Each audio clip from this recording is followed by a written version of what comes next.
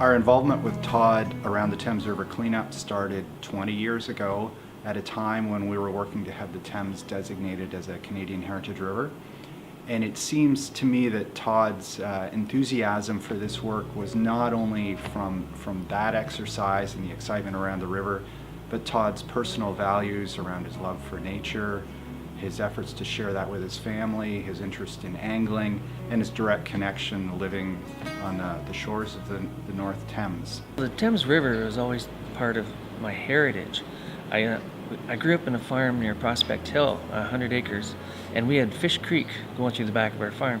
And so I was always going back there fishing and being a kid and flopping around, going swimming in the river. And I remember there's this a swimming hole and fishing hole right by the Prospect Hill campgrounds. And there was this old raggedy diving board off an old willow tree, and we used to go swimming there. And I was always too small to go. The teenagers are up there jumping off, and I thought, someday when I get big, I'm going to jump off that diving board. Well, that day never came, and it's not because I'm only 5'7".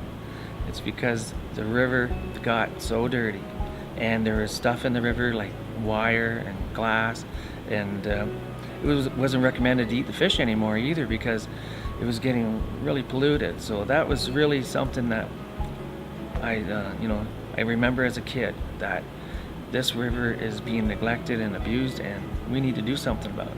Well, to me, it is all about the kids and all about the next generation. And my kids have been involved since day one. My son was 3 when we started, and it was so funny. I took him to the spot the first year, and he picked up all kinds of stuff. And we went back the next year, and there wasn't any stuff there for him to pick up, and he started crying. And I go, "What are you crying for?" And he says, "There isn't any garbage." And I said, "That's a good thing." He said, "No, it's not." And he was crying away, so I had to take him to a spot that we hadn't cleaned up before, and so he could find something to pick up. Probably easier, what didn't you find in the river? I mean, we've found car parts. The very first year we pulled the truck out of up by Fullerton, with a lot of help, with a lot of good volunteers. And we've pulled out barrels of oil, which is disturbing. We've pulled out a sailboat that was caught back in the coves from the 1940 floods. We've pulled a safe out of Thorndale, and the door was gone, so whatever they needed in that safe, they got. During the gun registry, we found some firearms that people were afraid to have in their house, and went out and threw them in the edge of the river. I tell you, it's just mind-boggling. But what's more important is that what we're not finding now. At the time we found a lot of tires, a lot of shingles, a lot of appliances, and that stuff's being recycled now. So in 20 years we've come a long ways. Working on the Thames River cleanup with Todd's been a pretty relaxing thing. Like Todd, when we first met Todd, he came in and he's just this laid back, quiet guy who just wants to clean up the Thames River, and it was, and it's just been amazing that it's gone from whatever, a few people out to help out. And this one guy's organized this whole thing, and now it was 2,000, 2,500 people out for that weekend, cleaning up the whole stretch of the Thames River, right at the Avon River, like the whole watershed. It's just an amazing thing, yeah. We get people year after year that are dedicated and coordinators that help in organizing their community, but sometimes we get first-time volunteers to come out for the river cleanup, and there really is an eye-opener, and it's very educational, and education is the key.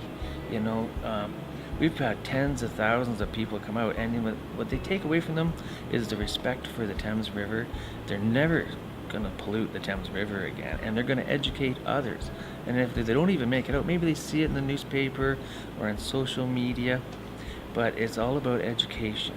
And we couldn't have done it without our dedicated volunteers. That's what has really drove this, but also our community partners and sponsors, like Novacraft Canoe, who donate a canoe every year up to the cleanup. It is so generous. And then also General Dynamics, donates all the gloves every year. And that is a huge expense, and it's all good for the environment. And now we've got Tim Hortons and Viola donating all the garbage bags, but there's been lots of cash donations over the years where we bought everybody a shopping bag or a water bottle or a coffee cup or something that we find in the environment and something that we could use over and over again. And it's an educational tool, and we get to put our sponsors on it and say thanks, for helping clean up the Thames River.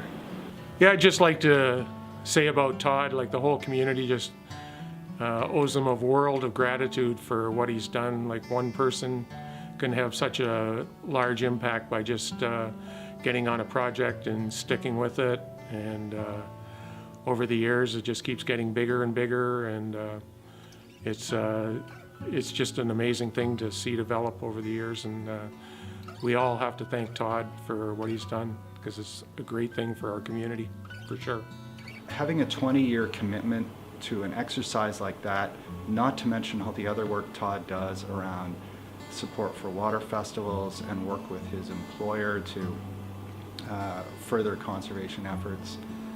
A commitment like that is incredibly rare, and we're very fortunate that Todd's passion has benefited the Thames itself. So I'd like to say, on behalf of staff and the board at the UTRCA, and in recognition of your 20 years of selfless service to improving the health of the river, Todd, we'd like to say thank you and congratulations, and we look forward to doing this for another 20 years.